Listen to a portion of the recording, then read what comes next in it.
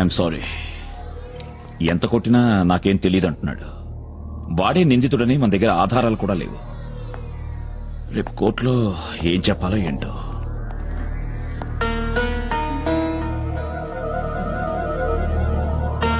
Sir, సంజయ్ని kidnap చేసినప్పుడు పిల్లలు పక్కనే ఉన్నారు. వాళ్ళు వాడిని గుర్తుపడతారు. గుడ్.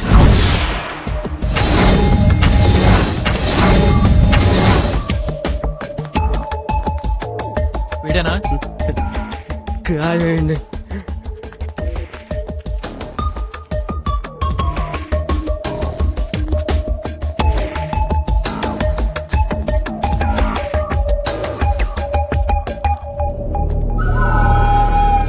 వీడా?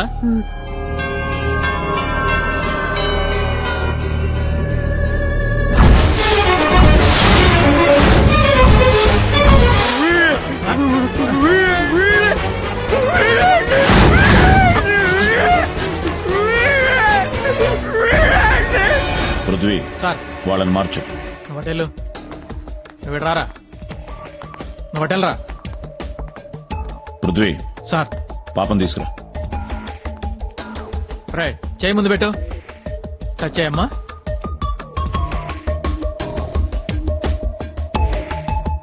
వీడు కాదు అంకుల్.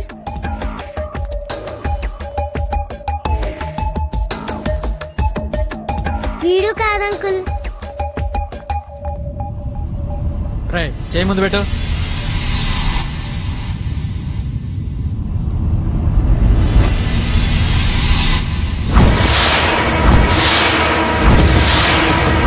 అంకుల్ వీడే అంకుల్.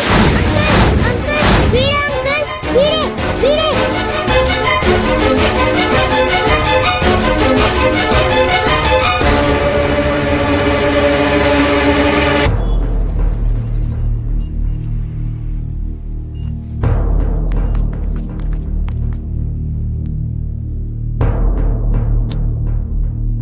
ఎవరైతను? ఈ కాళిదాసు సంజయ్ కిడ్నాప్ చేసినప్పుడు అక్కడున్న ప్రత్యక్ష సాక్షి యువరానా, ఇతను చెప్పే సాక్ష్యాన్ని రికార్డ్ చేసుకోవాల్సిందిగా కోరుతున్నాను. What is this your honour? ఆ కుర్రవాడు మానసిక వికలాంగుడు, అంటే బ్రెయిన్ సరిగ్గా పనిచేయనివాడు. Under section 143B of Indian evidence act కింద ఆ కుర్రాడిచ్చే సాక్ష్యం పనికిరాదు యువర్ ఆనర్. బట్ యువరానా, నేను ఈ సాక్ష్యం తిరస్కరించడమైనది.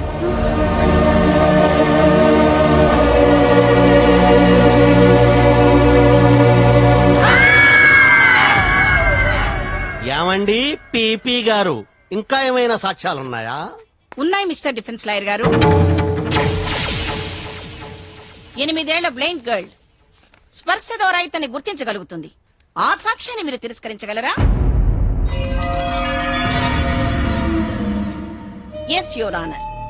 నిన్న పోలీస్ స్టేషన్ లో ఐడెంటిఫికేషన్ పెరేడ్ లో ఈ కాళిదాసుని ఆ పాప గుర్తుపట్టింది. పోలీస్ డిపార్ట్మెంట్ ఇచ్చిన రిపోర్ట్స్ అన్ని ఆల్రెడీ మీకు సబ్మిట్ చేయడం జరిగింది. ఇప్పుడు మళ్ళీ ఆ పాప మీ ముందు గుర్తుపడుతుంది. మీరు పర్మిషన్ ఇవ్వండి your honour. Objection your honour. Objection over ruled. Permission granted.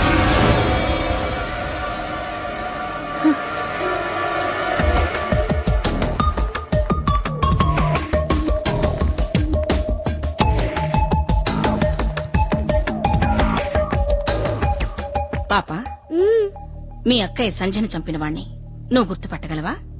ఒక్కసారి టచ్ చేస్తే చాలు, 1,00,000 మందిలో ఉన్నా గుర్తుపట్టగలను. మీరు ఒకసారి ఇట్రండి. మీ చెయ్యి కాస్త ముందుకు చాచండి. పాప, ఇతని చెయ్యి టచ్ చేసి అక్కయ్యని చంపింది ఇతనా కాదా చెప్పు.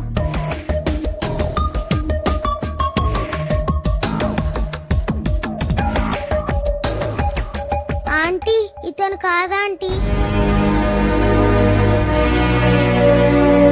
మీరొక్కసారి ఇలా వస్తారా?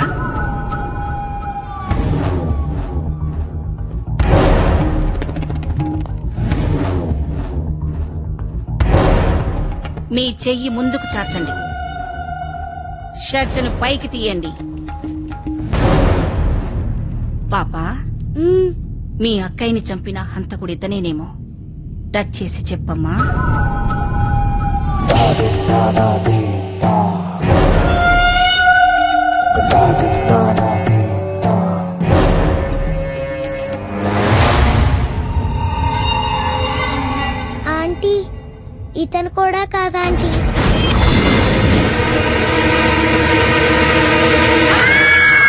సాక్ష్యాలను పరిశీలించిన మీదట వాదోపవాదాలు విన్న తర్వాత కాళిదాసే ఈ రేప్ చేసి హత్య చేశాడనడానికి తగిన సాక్ష్యాలను ప్రాసిక్యూషన్ వారు సరిగ్గా ప్రూవ్ చేయటంలో విఫలమైనందున, జరిగిన సంఘటన చూసిన ప్రత్యక్ష సాక్షి ఎవరూ లేనందున ఈ కాళిదాసుని నిర్దోషిగా నిర్ణయిస్తూ విడుదల చేయటమైనది.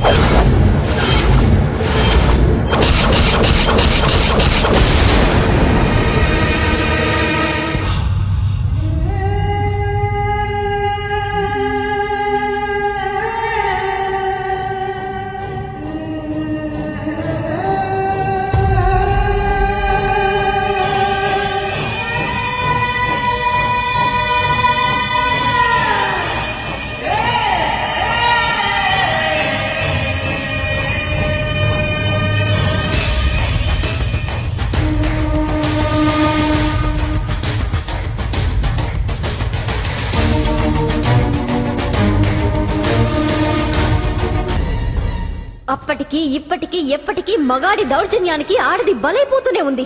వాడి దృష్టిలో ఆడది ఒక ఆట బొమ్మ. ఆడుకుంటాడు, వాడుకుంటాడు. ఆడదాని నవ్వులే కావాలి, ఏడుపక్కర్లేదు. శరీరమే కావాలి, మనసక్కర్లేదు. ఆడదాని అంగాంగం మీదే కాదు, ఆత్మ మీద కూడా స్వారీ చేస్తాడు. వంటింట్లో అగ్గిపుల్ల ఆడది, పడకింట్లో అగరబత్తి ఆడది, టాయిలెట్ లో టిష్యూ పేపర్ ఆడది. భయపడుతుంటే భయపెడుతూనే ఉంటాడు, పరిగెడుతుంటే తరిమి కొడుతూనే ఉంటాడు. లిప్స్టిక్ తో ఆడదాని పెదాలు ఎర్రబట్టం కాదు, కసితో కోపంతో ఆడదాని కళ్ళు ఎర్రబడాలి. పులి జింకను వేటాడడం కాదు, జింకే పులిని వేటాడాలి. 3 రేపులు 3 హత్యలు చేసిన కాళిదాసు చేతికి మాస్క్ తో కోర్టుకు వచ్చి ఆఖరికి ఆ బ్లైండ్ పాప సాక్ష్యం కూడా లేకుండా చేశాడు. చట్టం నుంచి తప్పించుకోగలిగాడు. మరోసారి వీడి చేతిల్లో ఏ అమ్మాయి బలి కాకూడదని నిశ్చయానికి వచ్చా. ఆ రోజు నుంచి వాడి కదలికలు గమనిస్తూ వచ్చా.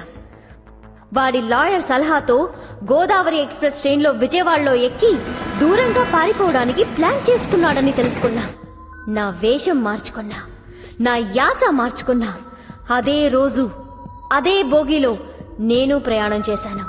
అర్ధరాత్రి అందరూ పడుకున్నారు.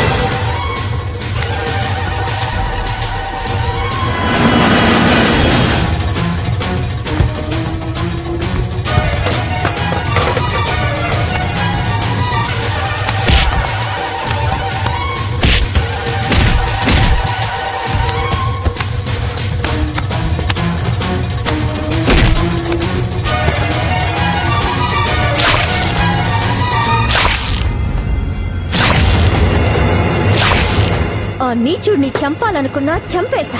చట్టం చేయలేని పనిని నేను చేశా. వాడిలాగే ఏ సాక్ష్యాధారాలు లేకుండా నేను జాగ్రత్త పడ్డా.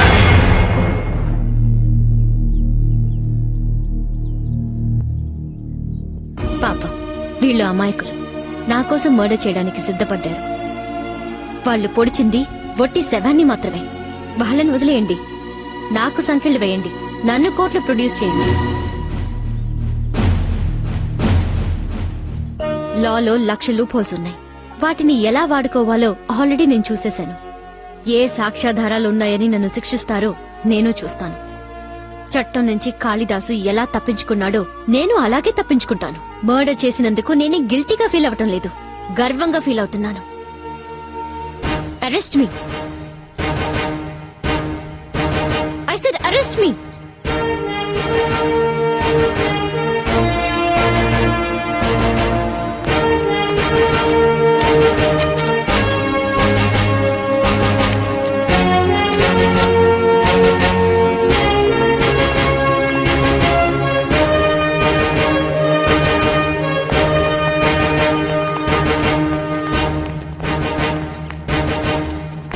సార్, ఈరోజు ఆగస్టు 15 జెండా వందనం చేయాలి.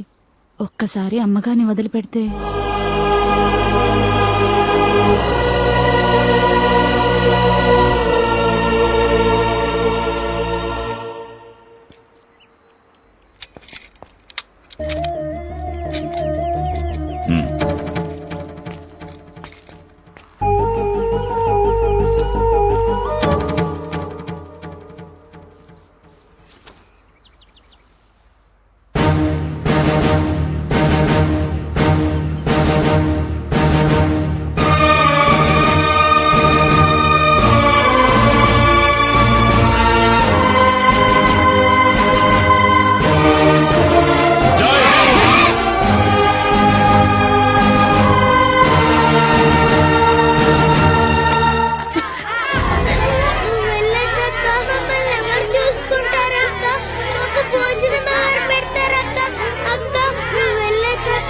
చిల్డ్రన్ తప్పుకోండి.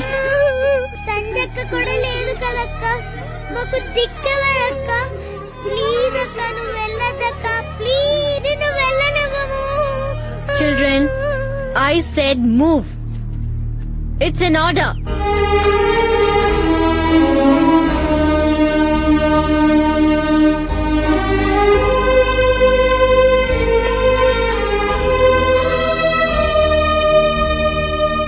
మనం కలిసి ప్రయాణం చేసింది కొన్ని గంటలే అయినా మంచి స్నేహితులు అయ్యాం. మీతో స్నేహం జీవితాంతం ఉండాలని కోరుకుంటున్నాను. ఈ జన్మలో నా కోరిక తీరుతుందో లేదో చెప్పలేను. మళ్లీ జన్మంటూ ఉంటే మంచి స్నేహితులుగా పుట్టాలని ఆ భగవంతుడిని కోరుకుంటున్నాను. నా వల్ల ఏదైనా పొరపాటు జరిగి ఉంటే నన్ను క్షమించండి.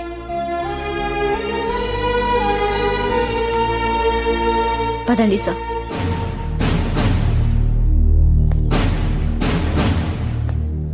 సార్ ప్లీజ్ సార్, మేము నేరం ఒప్పేసుకున్నాం కదా సార్. ఆవిడ వదిలేండి సార్. అవును సార్, మమ్మల్ని తీసుకెళ్ళండి సార్. అక్కర్లేదు. నేరం చేసింది నేను, శిక్ష పడాల్సింది నాకు. నా కోసం మీరు ఎవరిని బ్రతిమాలవలసిన అవసరం లేదు. ఎవరి దయా దాక్షిణ్యాలు నాకు అక్కర్లేదు. ఇదే ఇదే ఈ పొగరే నాకు మొదటి నుంచి నచ్చింది. ఆ రోజు మినిస్టర్ గారి ముందు నన్ను నా డిపార్ట్మెంట్ ని దుమ్మెత్తిపోసావే, అది నాకు నచ్చింది. చెయ్యని నేరానికి కుర్రాళ్లు బలి కాకూడదని నువ్వు ఉరికంబ ఎక్కడానికి సిద్ధపడ్డావే, ఇది కూడా నాకు నచ్చింది.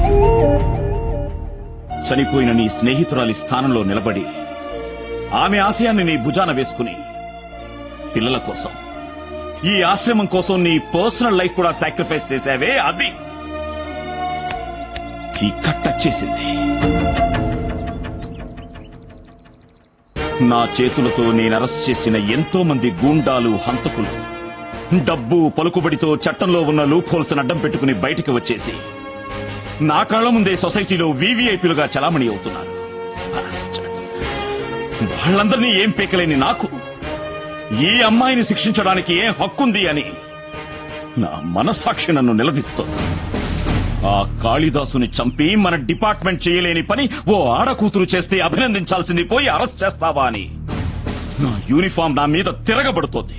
సార్, నా సర్వీస్ లో కొన్ని వందల మంది క్రిమినల్స్ కి ఈ చేతులతో బేడీలు వేశాను.